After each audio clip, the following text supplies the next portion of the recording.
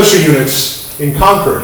You have the Minutemen, those are the young guys, the hard chargers, the ones who are really eager, spoiling for a fight, and also probably didn't have any experience at it and probably hadn't really come to learn that war is hell.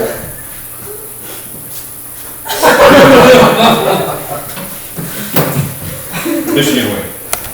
Notice he was also holding like this, like he was going to attack him. That does look kind of rank. Yeah, he's a good one. That's Well, his next one got shot. Yeah, my next one got shot. Yeah, So you had the Minutemen, and the Minutemen they were spoiling for a fight. And they wanted to go out on the road and meet the Redcoats on the road.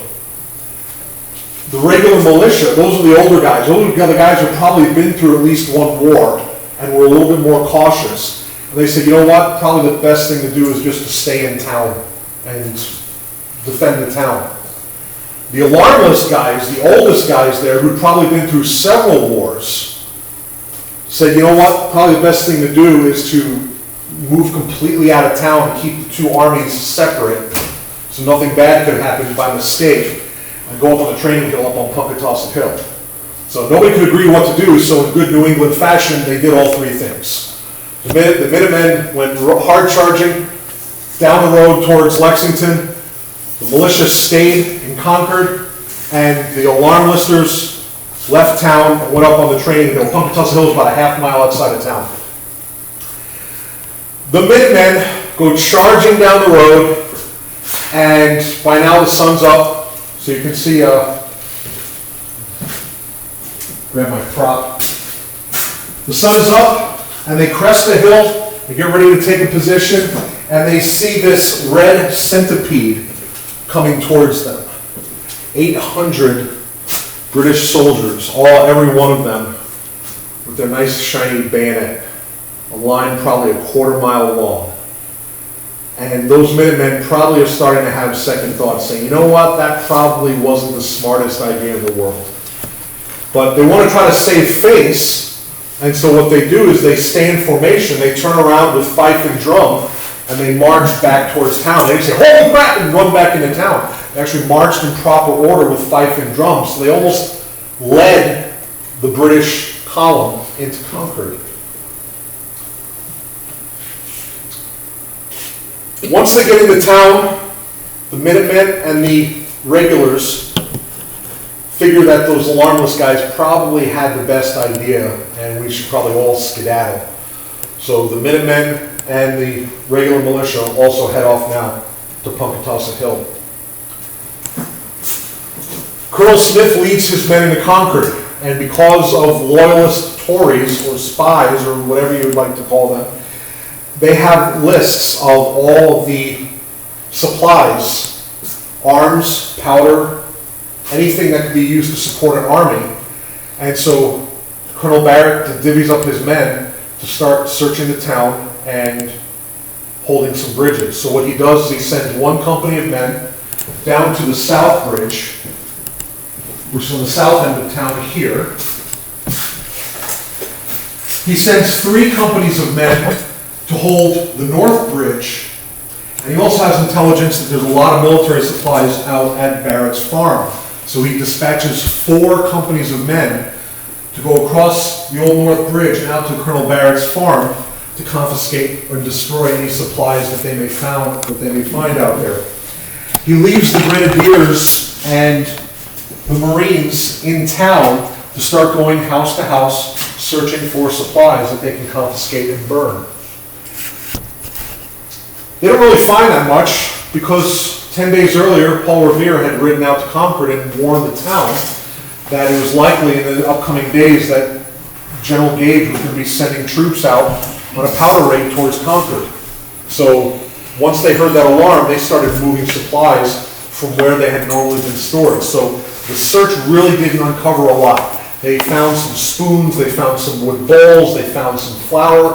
And what they started to do was pile it in the green in the center of town, and they were going to light it on fire. One of the pieces of intelligence they did have was that the innkeeper, Ephraim Jones, had 3 24-pound cannons buried in his backyard. So Major Pitcairn took some of his grenadiers and went to the innkeeper and banged on the door, and Ephraim Jones said, "I'm not going to open the door." Well, 5 or 6 grenadiers break the door down, and they come into the inn, and Major Pitcairn walks into the inn and says to Ephraim Jones, "Where are the cannon?" Ephraim Jones says, "I have no idea what you're talking about. There are no cannon here." Major Pitcairn pulls out his pistol, claps him upside the side of the head, cocks his pistol and puts it to his head and says, "Where are the cannon?" "Oh, those cannon. They're up back." So the grenadiers dig up the cannon, they knock the trunnions off the cannon to make them worthless, and they continue, and they take the gun carriages from the cannon and they throw them on the pile in the middle of town, and they light that fire, and they start burning everything. As an additional insult to the people of the town of Concord, they also chopped down the Liberty pole. Now that was a symbolic gesture. It really didn't hurt anything. But the Liberty pole was kind of the center of town. That's where people posted their pamphlets, their notices, and it was a significant insult to the people of Concord to chop that down. And they added that to the bonfire as well.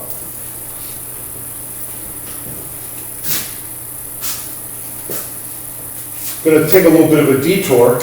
After Dr. Prescott alarmed Concord, he rode on, and his next stop was Acton, Massachusetts, and he alarmed the people of Acton. And the captain of the Minutemen there was a man by the name of Captain Isaac Davis. Captain Davis, like most of the militia then, was elected to the position. He didn't rise up to that rank. He was chosen by his men to be the captain. Isaac Davis was 30 years old. He had 4 small children. He was married to Hannah Davis. He was a blacksmith, he was a farmer, he was a tinkerer, and he was one of the best leaders of the militia, of the Minutemen out there. His men were very well prepared. He made them all cartridge boxes. They had bayonets, which most militia did not have bayonets. And he also had them drill twice a week. They practiced marching, they practiced marksmanship, and so his men were some of the best trained men in all of New England. Hannah Davis kept a diary about the events of that day. And Hannah wrote in her journal that morning, she awoke to the smells and sounds of men in her feminine space. Now, that kind of sounds a little bit weird, but what she means by her feminine space is her kitchen. She woke up to find Isaac and his buddies casting ball, filling powder horns in her kitchen, getting ready to march towards Concord. So Captain Davis gets his men ready, and they finish casting their ball. And that night, Isaac and Hannah had a very difficult night. All 4 of their children had what they call canker rash. And we believe that to be scarlet fever, which is about 50% fatal during that time to children. So they had 4 small sick children. They were probably up most of the night. Anybody that has small children knows that when your kids are sick, it's a miserable night. But that morning when he heard the alarm, Isaac mustered his men and was getting ready to march off to Concord. They finally he gets all his men ready to go, and they're ready to leave, and Isaac steps out the door, and Hannah said that her heart jumped in her breast when she saw Isaac getting ready to walk out the door. And Isaac stopped and turned towards her, and it seemed like he was going to say something profound. And all he could muster was, "Take good care of the children." And he turned and walked out the door. Hannah wrote in her diary she knew right then and there she was never going to see him alive again. Isaac leads his men down to Concord, and they meet up with the rest of the militia who've now mustered up on Punkatossett Hill. The leader there is Colonel Barrett, and also Major Buttrick is the second in command there. And the fire is going pretty good now in downtown Concord, and whether it's some wind or something like that, but some embers blew over to the town meeting house and started a fire at the town meeting house. And that fire grew out of control very quickly. Now, the British had no intention of burning buildings. Their orders were simply to confiscate and destroy any weapons of war, anything that could support an army. And who's left in Concord right now? Just women and children and very old men. And the women actually begged the soldiers to help with a bucket brigade to help put the fire out. And because we're still in that gray area between war and peace, a little bit of a Twilight Zone scene, a bunch of the redcoats helped form a bucket brigade with the women to try to fight the fire at the meeting house. Well, the militia up on Punkatossa Hill, they see smoke rising out of the town. They're getting concerned. And then when you start pouring large amounts of water onto a fire, what happens? Anybody? More smoke? More smoke, right. You get a lot of white smoke, a lot of steam. Significantly increases the amount of smoke. Now they see that coming up from the town. Now they're getting concerned. And in what would normally be a career-limiting move for most members of the military, a young lieutenant says to Colonel Barrett, "Are we going to stand here while they burn the town down?"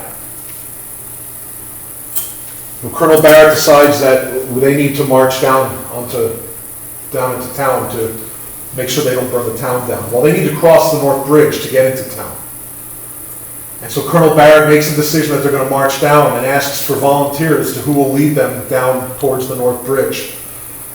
Captain Davis draws his sword and says, "I have not a man afraid to go." And because his men are so well equipped and so well trained, Colonel Barrett asks Captain Davis to take the van and lead the militia down towards the North Bridge. There's about 75 soldiers. Well, let me back up a little bit. The 4 companies of redcoats that had brought to Barrett's farm, they walked out to Barrett's farm and they saw some kids out in the field plowing furrows, and they waved to them, because right now we're all happy countrymen of the crown. The kids were waving back, but again, because we knew that they were coming, they would be coming, they were hiding the weapons. And how were they hiding the weapons? The kids that were plowing the furrows were actually plowing muskets into the furrows as the redcoats were approaching Barrett's farm. They get to Barrett's farm, they don't find anything. And the officers ask Mrs. Barrett to make them breakfast, as is customary. And so she reluctantly makes them breakfast, and after they eat breakfast, they insist on paying for it. She won't accept any money. And so one of the officers throws a few shilling on the kitchen table, and Mrs. Barrett spits venom back at him, saying, "This is the price of blood."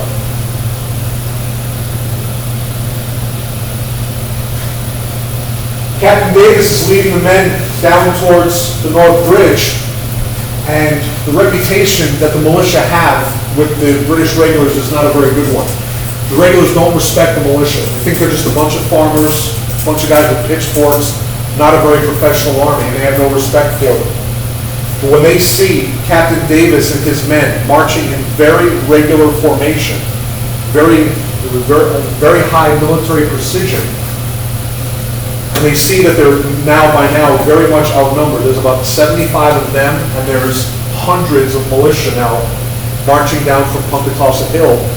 They are now very concerned, and they start backing across the bridge onto the Concord side of the bridge. And as they back up towards the Concord side of the bridge, they start pulling up the planks. And again, that's an insult to the colonists, particularly Major Buttram, because that's on his property and he built that bridge.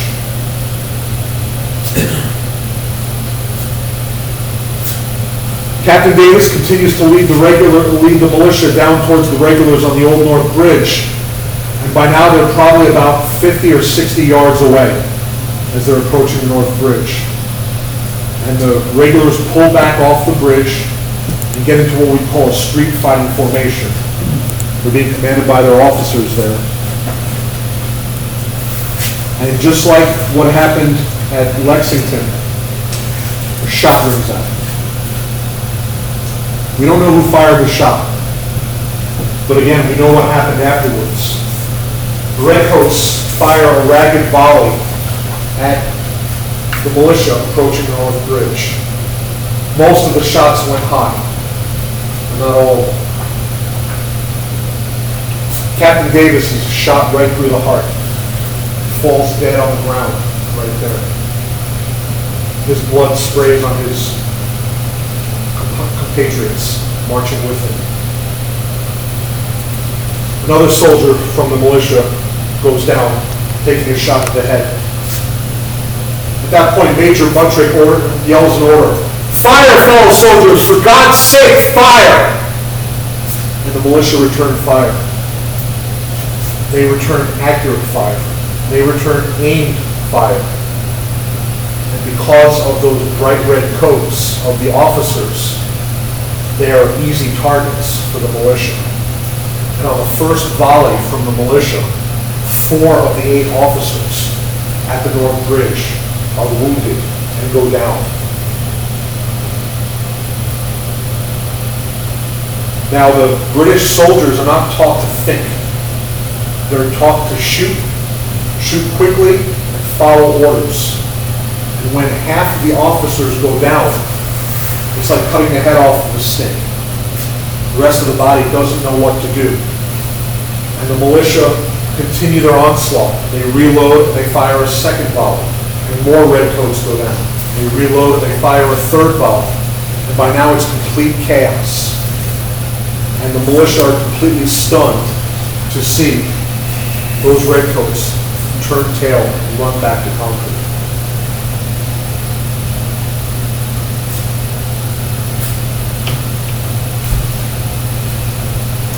The officers out of Barrett's Farm had finished their tasty breakfast that Mrs. Barrett finished for them. They couldn't find much.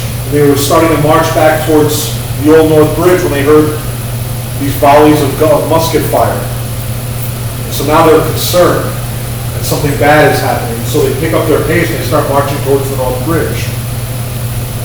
Well, the militia were not expecting to see those 75 soldiers run away from the North Bridge. And for a short time, the militia leaders lose control of their men as well. Some of the militia run after the regulars running into Concord. They probably run right up until they go into Concord and see these 700 or 800 men in Concord. They probably turn around and come back to the bridge and think better of it. Some go up on the flank to the sides. And then the 4 companies return from Barrett's Farm. And they approach the North Bridge, and they see nothing but militia everywhere. On both sides of the bridge, on the flanks, up on the ridges, behind trees, behind walls. And they just slowly march towards the North Bridge. Because they haven't fired first, the militia, still operating under the orders, do not fire unless fired upon, allows the regulars to cross the bridge and go back to Concord.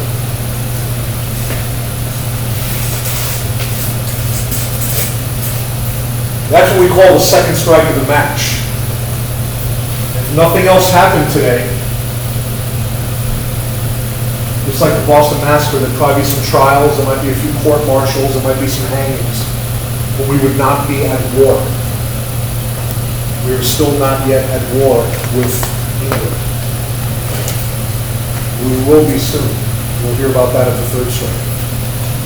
Thank you.